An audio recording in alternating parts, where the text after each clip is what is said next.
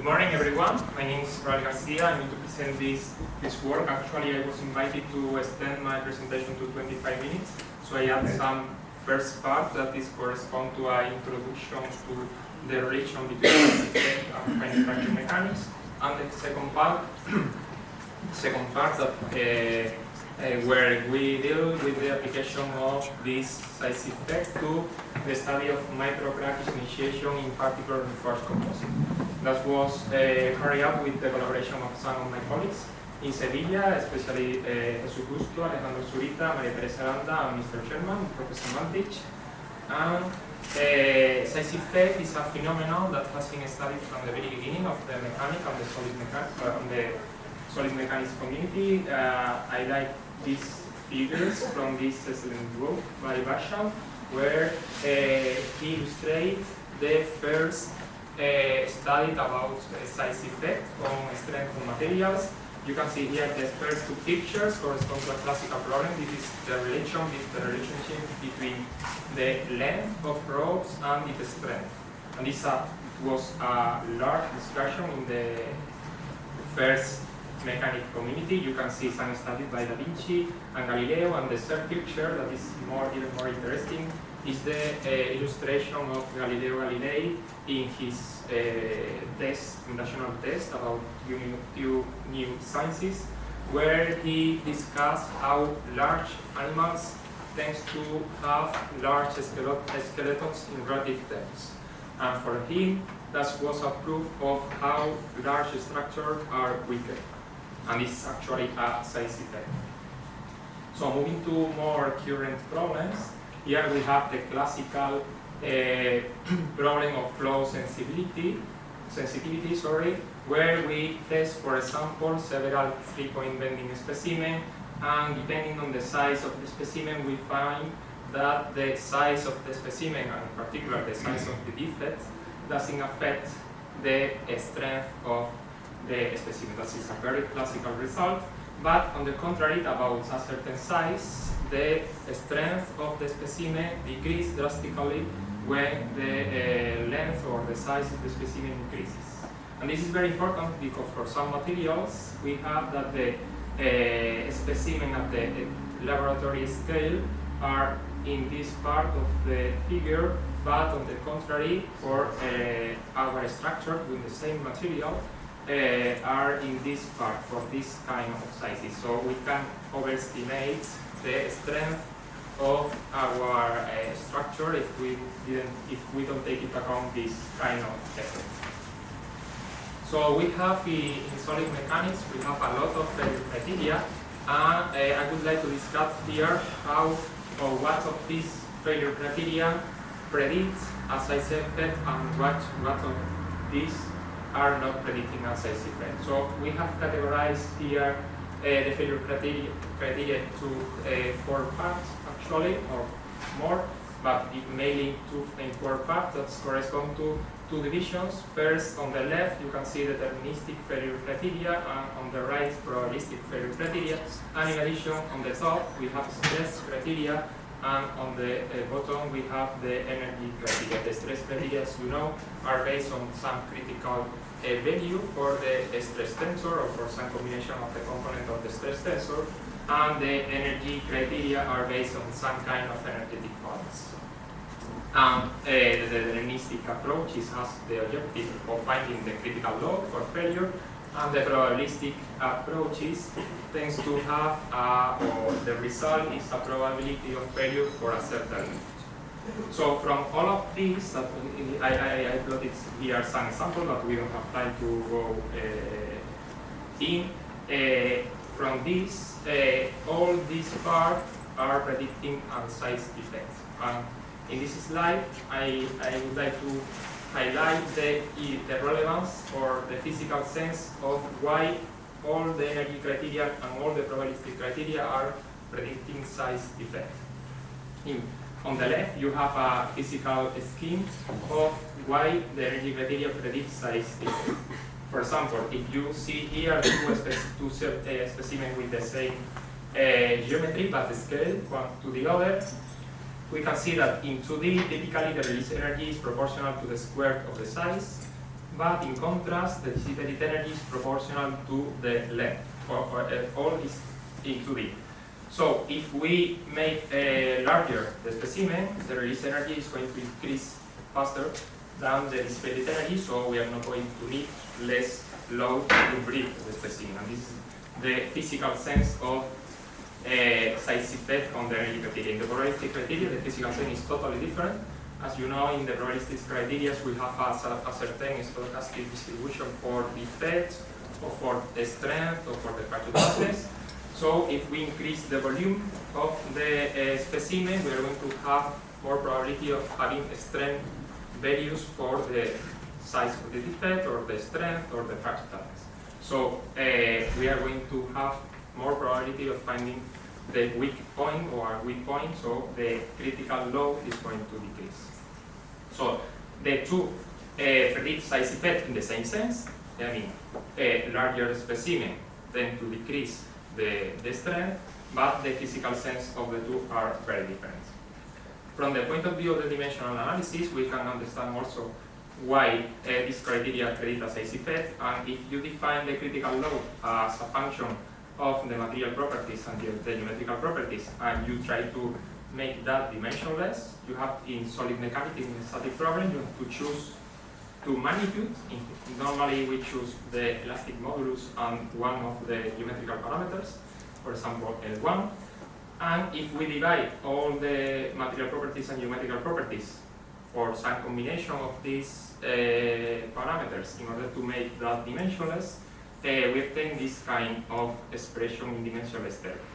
So if our model introduces also, for example, GC, the fracture toughness, like for example the Griffith criterion, GC can't be normalized or made dimensionless only with other material properties, like E, because GC over E have a certain, let's say, have the unit of length. So to make dimensionless that, you have to introduce also the geometrical properties. And if this is the result, when we modify the size of our specimen, of our structure, with all the dimensions being scaled at the same time, with all the dimensions based at the same time, all these fixed parameters are being fixed because, for example, if we make the width double and the length double, that maybe can correspond to L2 and L1. This is going to be fixed when we scale the specimen, but these parameters, for example, this L is not going to be scaled, so we are going to find that some of the dimensionless parameters are going to be modified when we scale the specimen, and this is going to lead to a size effect. That occurs also for the probabilistic criteria, because we have some parameters that they are dependent on the material. So that comes to the result that all these criteria are predicting a size effect. In addition, if we have a stress criteria like the stress criteria defined in the theory of critical distances, where you define in addition a length that is material dependent, you are going to have again in this analysis a length that depends on the material and is not going to be scaled with the specimen. So again, we are going to have a size effect. So moving to the couple criterion, I think I can skip this slide because it has been explained very well by some of previous presenters yesterday. We know the finite fracture mechanics, and the couple criterion was proposed by Professor Levillon, and it's based on this combination of the stress criterion and the energy criterion. In this case, the energy criterion in the couple criterion is what is a criterion that is going to introduce a size effect in our results. So with that in mind, we have studied in Sevilla all these problems, and we have found size effects in all these problems. In particular, the first one was this, that was studied by Professor Mantic, and he found a very interesting result of a size effect of the failure in the failure of a laminate, a fiber reinforced laminate that is subjected to transfer tension to the fiber direction. But we have found 4 other problems, and in addition in the literature, many of the researchers using the couple criterion has found a lot of results of this kind, but I can plot all of them. Of all these problems, we have found a experimental verification of this size effect for the result that you can see here and here, but we don't have an experimental verification of the theoretical prediction of size effect for this problem. That are the problems that are micromechanical level. So the objective of this work is to find an experimental verification of this size effect. That is very important from the practical point of view.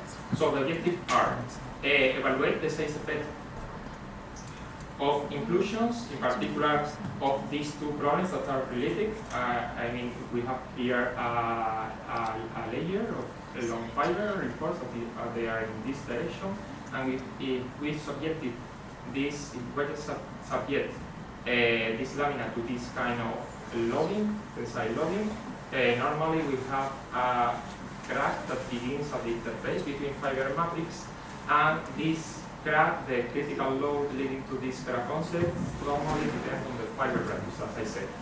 The same with more complex loading, but in addition we found the same very analogous result when we have spherical inclusions in particular reinforced composites.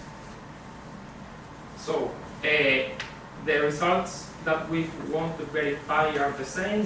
We want to verify for all three the size effect of the inclusions, and in addition we want to evaluate the symmetry of the crack concept, because typically what we predict theoretically is that even if the problem is symmetric, the failure, the preference failure is asymmetric. It's non-symmetric. So this is the outline of my presentation. So now we are going to move to the experimental part. First, we are going to discuss the design of the experiment, and next we are going to move to the fabrication of test specimen, and finally we will finish with the test and the experimental result and conclusions. So all the results from the theoretical point of view are very similar for all three, so we are going to focus on this problem because it's easier to find some sphere of different sizes, and in addition we can avoid problems when the fiber touches the free edge of the specimen that can introduce some singularities and some problems out of the experimental part. So about the test requirements, we need that inclusion should be stiffer, of a material that is stiffer than the matrix, in order to have the same failure mechanism that we have in fiber matrix debonding or in the other problem. And in addition, we need that the matrix should be transparent in order to see the failure initiation. And in addition, we would like to keep the asymmetric of the problem in order to avoid any problem of bending, etc. So, with that in mind, we decided to go for this kind of specimen that are very simple. Are cylindrical specimen made of epoxy with some sphere inside made from ball bearing that are very, very easy to obtain in the market, and in addition the quality of the surface are very good. And this kind of specimen we will suggest to tensile loading. So we made some dimensional analysis of the problems. That's very simple. Of course, we have to modify. We have to have different sphere diameters, and in addition, we have to fix all the geometric parameters with the sphere. And we have to fix the strain rate in order to avoid any influence of viscous effect due to the matrix made of epoxy. So the most critical part was the fabrication of these specimens, because it wasn't easy to introduce the sphere inside without affecting a lot to the properties of the cylindrical specimen. So finally, the successful procedure that we obtain is to use a PVC cast, a PVC mold, but it will be removed after the fabrication, and we introduce a steel ball inside with a synthetic twine to situate the steel ball in the position wished. So in addition, in the PVC cast we have drilled some holes for air extract and for epoxy filling.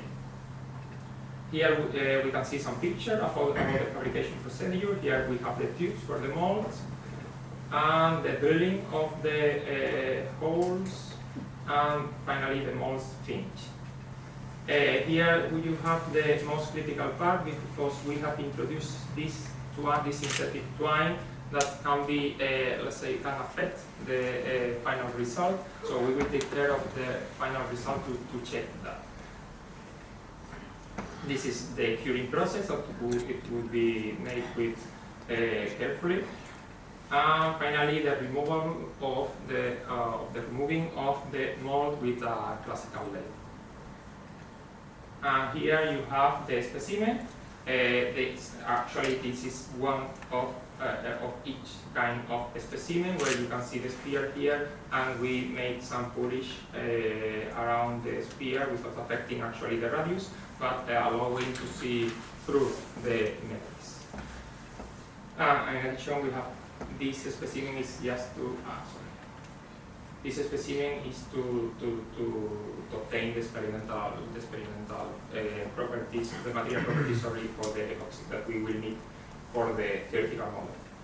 So this is the whole set of the specimen, and the test setup is very simple. We use a universal side test machine under displacement control, static loading, and we use a very high-speed camera that you can see here in order to see the failure initiation. The setup is the length between grips is controlled, and in addition, the displacement rate is proportional to the length in order to fix the strain rate between the different specimens. So we are going to see now one of the videos that we record that is illustrate the failure mechanism that we observed. I think this one. Okay, it's the end of the film, but so you can see here the sphere. Okay, it's a little bit modified by the cylinder because we have some dispersion through the specimen, but you can see clearly the sphere. So the time is running very fast because everything occurs in some microseconds, but you can see, for example, in this frame, you can see how the brackets start at the inner face between the sphere and the matrix, only at one of the poles of the sphere. And if we go ahead,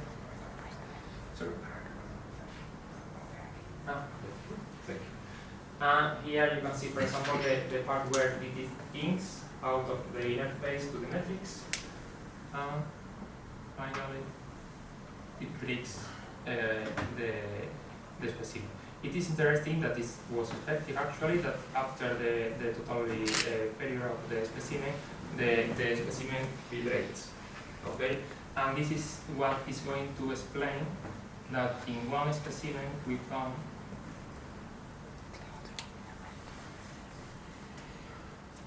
a non-symmetric failure that I'm going to explain after. Here we have the sequence of the failure. As you can see, everything is unstable, very unstable, and everything occurs in 64 microseconds. And in summary, the failure mechanism is the crack initiation at one of the poles of the interface, correspond to all these frames. And after that, the crack propagates along the interface, and after the crack inks out the interface, and finally propagates along the matrix up to the end of the specimen. So for all the specimen, we found this kind of recordings, but only for one, we found that the crack occurs at the two poles of the sphere. But remember that one of the things that we want.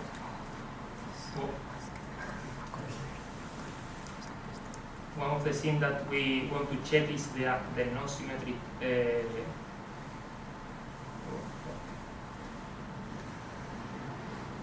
Here you can see another specimen, the only one where we found non-symmetric. And you can see that at the beginning, if we look carefully, we have a non-symmetric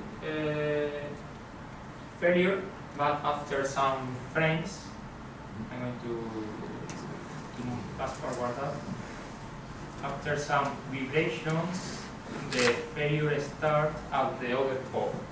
So with a simple post-mortem analysis of the specimen, we could say that it's a symmetric failure, but if we see that carefully, we can see that actually it wasn't. It was just a result of the vibration, and we can say a fatigue of the other pole. So moving forward, so we can conclude clearly that the first theoretical result from the point of view of the Hubble criterion that correspond to that the failure is perfectly non-symmetric, this was confirmed by experiments. And we are moving fast to the evaluation of the size effect. Well, here you have the post-mortem result of the specimen. That is very nice because you can see here that the crack kinks out the inner face at very different points of the inner face at the same time. And the proof of that is that you have here the initiation points, and in addition you have this kind of straight lines, let's say, that correspond to that all the cracks that begins at different points were in slightly different planes. So when we move together, we form a kind of stair between the two fracture planes that correspond to different points of initiation. So moving to the size effect and the experimental evaluation of that, we can see here the stress strength curve for the stem cases of diameters. You can see that in this case, for the smallest one, the result is very non-linear, and in contrast, for the larger specimen, the result is much more linear. And moving to the evaluation of the stress, the critical stress, we can plot here the remote stress at failure that we measure as a function of the inclusion radius. Sorry. And the experimental result corresponds to these points. And here we are plotting our prediction with the Hubble criterion. All the theoretical analysis is in this paper. But we have a problem because we don't have all the material properties that we need. We need the material properties for the metrics that we have, but we don't have the fracture and strength properties for the inner face between the metrics and the steel for this kind of fabrication and for this kind of surface. So we tried assuming that the inner face and metrics properties for strength and toughness was the same or were the same, and we found this kind of curve, this kind of prediction. As you can see clearly, the Hubble criterion predicts very well the tendency of the size effect. If we play with the material properties that we don't know, for example, if we assume that the interface fracture toughness is half of the matrix 1 and the strength of the interface is a half of the matrix 1, we could have this kind of curves, but if we assume others, we could have more others. Okay, so to conclude, we are very happy because the design specimens are very useful and have been tested very interesting to prove out of things in this kind of inclusion reinforced composites. And in addition, we have confirmed the non-symmetrically failure mechanism of failure initiation, and we have confirmed also the size effect, and in addition the prediction of the Hubble criterion in qualitative terms.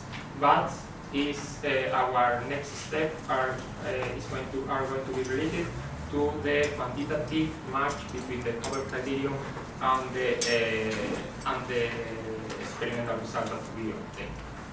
So just to thank you for the funding and all of you for your attention.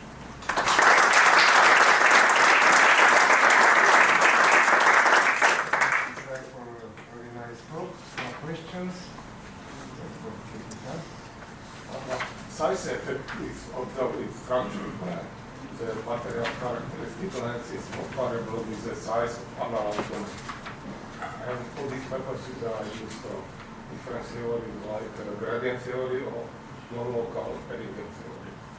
In such a case, you cannot apply the classical continuum mechanics since there are both material characteristics and constitutive effect. And you have considered only size effect for the fracture criterion. That's correct. Yeah, actually, the Kaplan criterion is, we can say that it's a non-local criteria, actually, because we assume that the crack is going to appear with a finite length.